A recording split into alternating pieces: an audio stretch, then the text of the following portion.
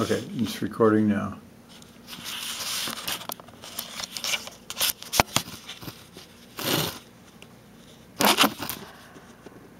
Okay. Alright, I'm David Groves, and we're going to talk about saving lives in Africa and the AIDS epidemic. Let's start off by looking at some statistics. In 2009, 33 million people worldwide were living with the AIDS or HIV virus. Since 1981, more than 25 million people have died of AIDS, and there were 1.8 million deaths in 2009. Most of the HIV and AIDS infections are in Africa, but it is not a continental or even a national issue. It is a human issue that affects all of us. So what can be done to stop this life-threatening virus? Unfortunately, there is no easy answer, but there are several proven techniques that will help. Today I will start by telling you about what the AIDS and HIV virus is.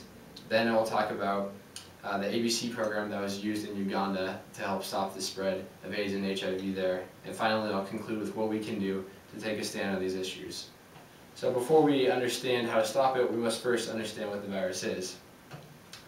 Dale Hansen Bork's book, The Skeptic's Guide to the Global AIDS Crisis, says that HIV is it stands for Human Immunodeficiency Virus, and basically this is something that will attack your immune system and it makes it susceptible to other diseases that are normally not serious. Once one of these diseases catches on, the person is said to have AIDS. AIDS is acquired immunodeficiency syndrome, and once they have AIDS, they're in serious danger and they're life-threatening danger. And AIDS is really unique because it's only transferred in some situations. It's only transferred through sexual intercourse, during childbirth, or if someone's infected blood comes into contact with your blood. And it's also not transferred in any other situation, which is a big myth about AIDS. So it's not transferred through things like insects, kissing, sterile needles, sharing drinking water or utensils. And medicine is still very hard to come by. The article AIDS-Africa Solution reports, medicine is still unavailable. Some of the traditional healers offer concoctions that periodically seem to make a difference, yet most people with AIDS still die a painful death. Obviously, getting medicine out to dying people is a really worthy cause, but we have to really focus our efforts on stopping the spread of the virus, because just giving out medicine offers no long-term solution. So the most important front in the fight against AIDS is stopping the number of new infections each year, because it will save numerous lives for years to come. And the best program that has been developed in that is the ABC program, which was used in Uganda in the late 1980s and the early 1990s.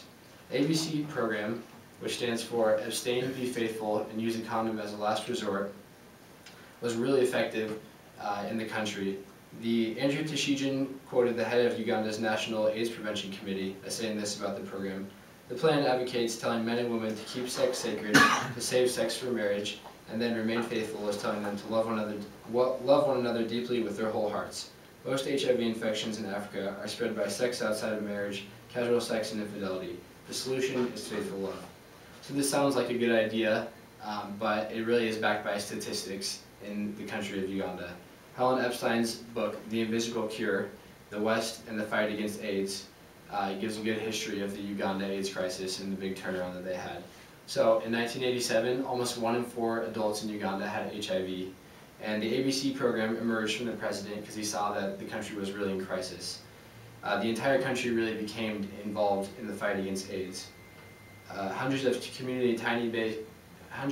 tiny community AIDS-based programs sprang up throughout Uganda to comfort the sick, care for orphans, warn people about the dangers of casual sex, and address the particular vulnerability of women and girls to infection. This was a program that was really run by the people, and it actually really opposed the culture of promiscuity that was kind of accepted in Africa at the time. It was accepted that teenagers may have multiple sexual partners, and even married men would have multiple partners, so it really opposed that. But it also gave the last part of the program, which is the C, use a condom as a last resort, because it recognized that some people will not want to follow the guidelines no matter what. They didn't care if they would be infected, so it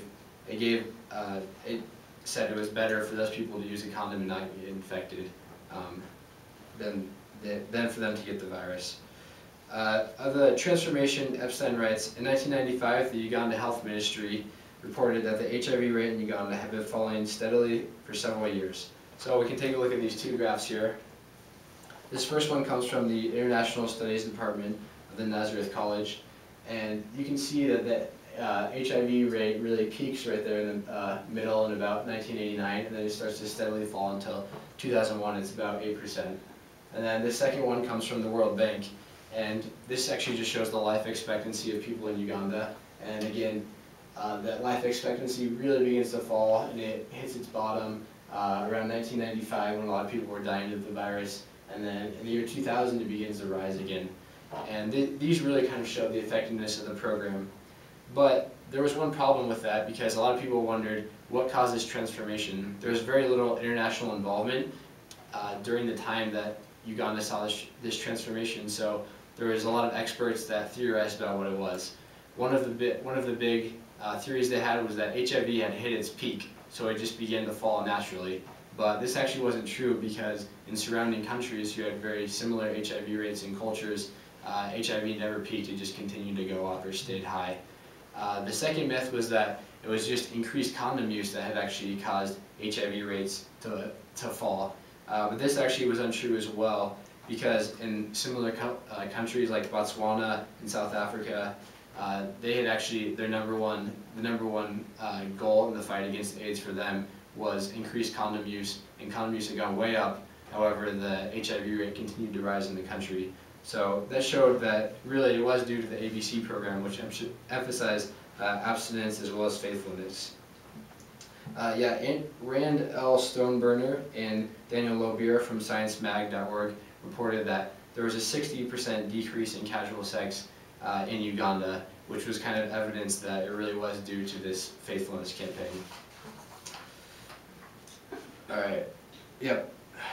There seems to be clear scientific evidence that the ABC program in Uganda was very effective because it emphasized abstinence and faithfulness.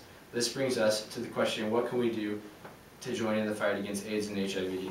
Well, the first thing is just being informed.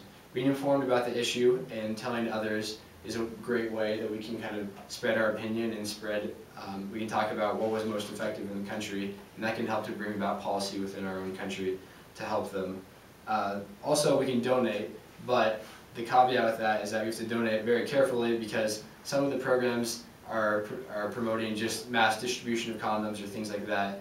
And Hillary White from LifeSiteNews.org writes that there's actually some African countries like Uganda who are actually rejecting the aid of the West because they say that they don't want this mass distribution of condoms, because that's actually caused the HIV rate to go up, and they've actually had success on their own, so they really don't want the West to come in there and mess things up for them.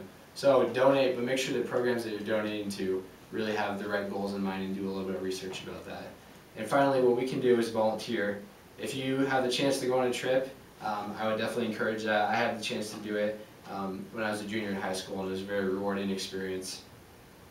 Alright, so to review what I went over, HIV is a virus that attacks your immune system, and once you get a disease because of HIV, then you have AIDS, and once you have AIDS, you're in a life-threatening condition. And the virus is only spread through special situations, and Uganda's ABC program stands for abstain, be careful, and use a condom as a last resort. But it was very effective in lowering the HIV rate because of its focus on abstinence and faithfulness. And finally, to take action on this issue, be sure to stay informed.